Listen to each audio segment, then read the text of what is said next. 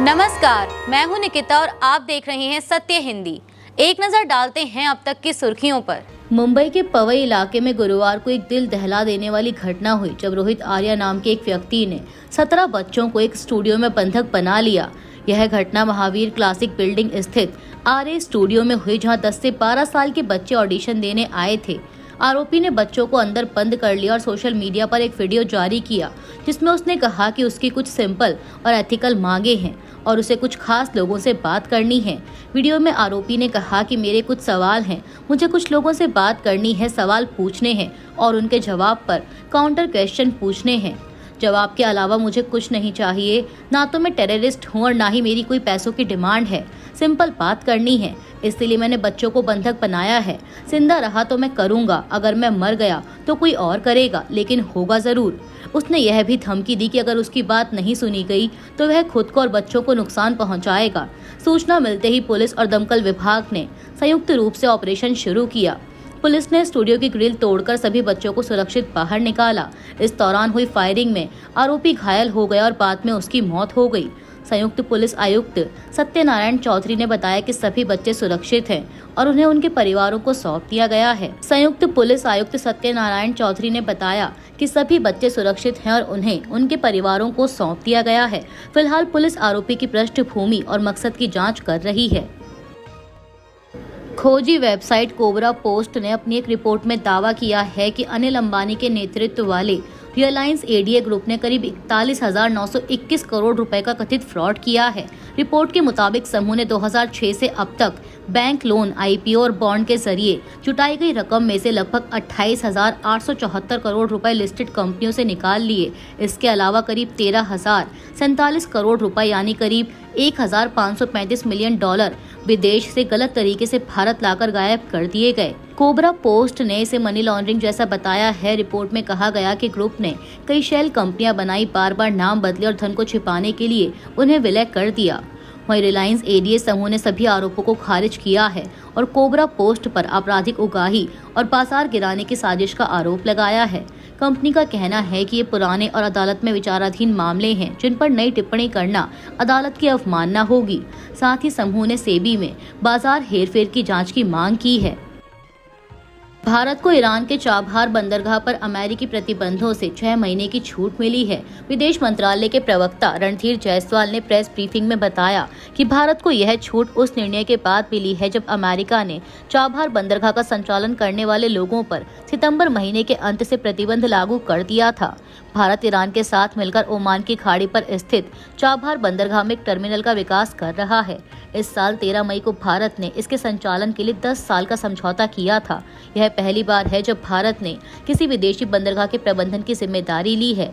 Chabahar port Bharat, Iran और रूस के बीच व्यापार को आसान बनाने वाले international north south transport corridor का अहम हिस्सा है। इस रूट से भारत को यूरोप और मध्य एशिया के देशों तक पहुंचने में मदद मिलेगी और क्षेत्रीय कनेक्टिविटी को बढ़ावा मिलेगा। भारत ने जम्मू कश्मीर को लेकर इस्लामिक देशों के संगठन ओआईसी के हालिया बयान को सख्ती से खारिज कर दिया है।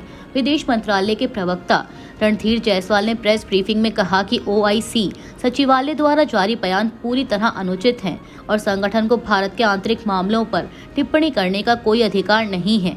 ओआईसी ने 27 अक्टूबर 2025 को एक बयान जारी कर कहा था कि जम्मू कश्मीर पर भारत के गैर कानूनी कब्जे को 78 साल पूरे हो गए हैं और इस मौके पर उसने कश्मीर के लोगों के आत्मनिर्णय के अधिकार के समर्थन में एकजुटता दिखाई थी।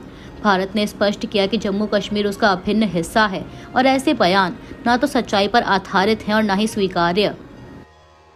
बिहार चुनाव के मद्देनजर बयानबाजियों का दौर तेज हो गया है। इसी कड़ी में कांग्रेस नेता राहुल गांधी ने भाजपा और प्रधानमंत्री मोदी पर एक बार फिर जमकर निशाना साधा।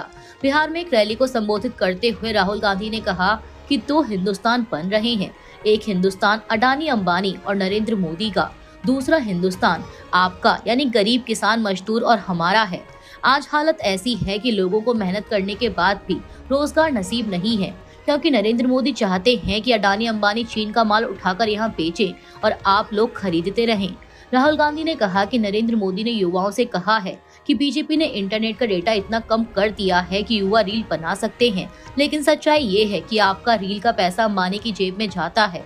आज देश में सड़क, cement, wind power, airport, railway station, सारे के सारे काम अडानी अंबानी के हवाले कर दिए गए हैं। आप लोगों ने जो फोन पकड़ रखे हैं, इसके पीछे आपको मेड इन चाइना लिखा नजर आएगा, लेकिन हम चाहते हैं कि फोन पर मेड इन चाइना नहीं, मेड इन बिहार लिखा हो और यहाँ के युवाओं को रोजगार मिले। हम चाहते हैं कि चीन का युवा मेड इन बिहार वाला फोन कैमरा चलाए, मगर ये काम नरेंद्र मोदी नहीं कर सकते क्योंकि उनमें दम नहीं है। कांग्रेस ने गुरुवार 30 अक्टूबर को प्रधानमंत्री नरेंद्र मोदी और बिहार की एनडीए सरकार पर महिलाओं के खिलाफ अपराधों को लेकर तीखा हमला बोला। पार्टी ने आरोप लगाया कि संकट मोचक सरकार के शासन में राज्य की बेटियां असुरक्षित हैं और महिलाओं के खिलाफ यौन अपराध चरम पर है। कांग्रेस नेता जयराम रमेश ने कहा कि प्रधानमंत्री बिहार में महिलाओं से वोट मांग रहे हैं, जबकि राज्य में महिलाओं पर अत्याचार लगातार बढ़ रहे हैं। उन्होंने पटना में 11 वर्षीय दलित बच्ची की मौत, मुजफ्फरपुर आश्रय गृह कांड और हाल ही में बेगूसराय में 13 वर्षीय बच्ची की हत्या जैसे मामलों का जिक्र करते हुए कहा कि सरकार की संवेदनशीलता खत्म हो गई है। जयराम रमेश ने पूछा कि इतने मामलों के बाद प्रधानमंत्री को बिहार की महिलाओं से वोट मांगने का क्या नैतिक अधिकार है।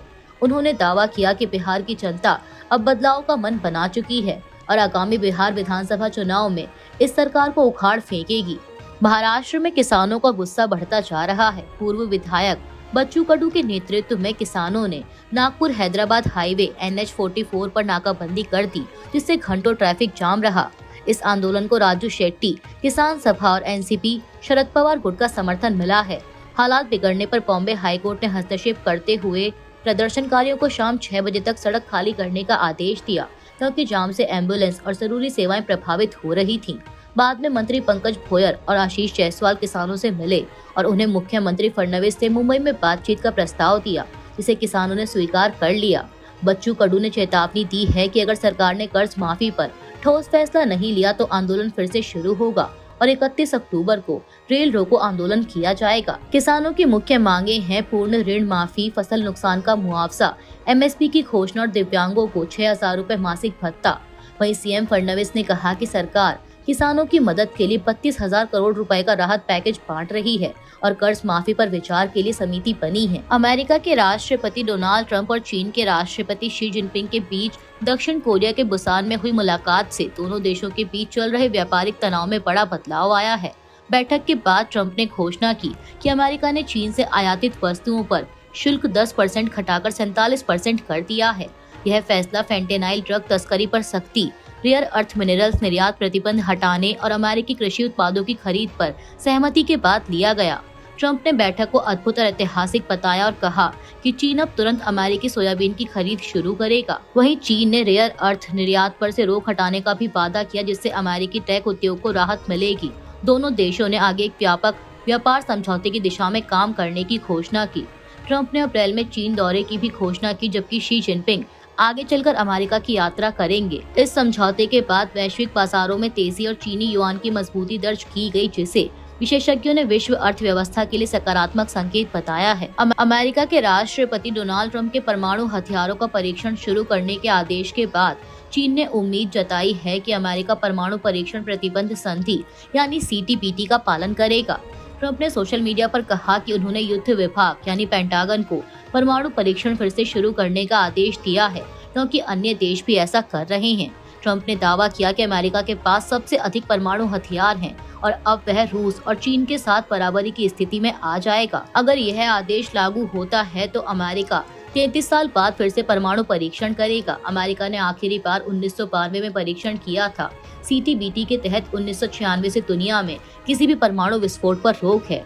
विशेषज्ञों का कहना है कि इस कदम से वैश्विक परमाणु संतुलन और पर्यावरण सुरक्षा पर असर पड़ सकता है। वहीं चीन ने कहा कि उसे उम्मीद है कि अमेरिका संयम बरतेगा और अंतर्राष्ट्रीय समझौतों का सम्मान करेगा। दिल्ली पुलिस ने 2020 के दिल्ली दंगों की साजिश से जुड़े मामले में उमर खालिद, शर्जील इमाम, मिरान हैदर और गुलफिशा फातिमा सहित अन्य आरोपियों की जमानत का विरोध करते हुए सुप्रीम कोर्ट में हलफनामा दाखिल करने की तैयारी की है। इंडिया टुडे की एक रिपोर्ट के मुताबिक पुलिस का कहना है कि यह हिंसा अचानक नहीं हुई थी, बल्कि देश में अशांति फैलाने और भारत की छवि को खराब करने की सुनियोजित साजिश थी।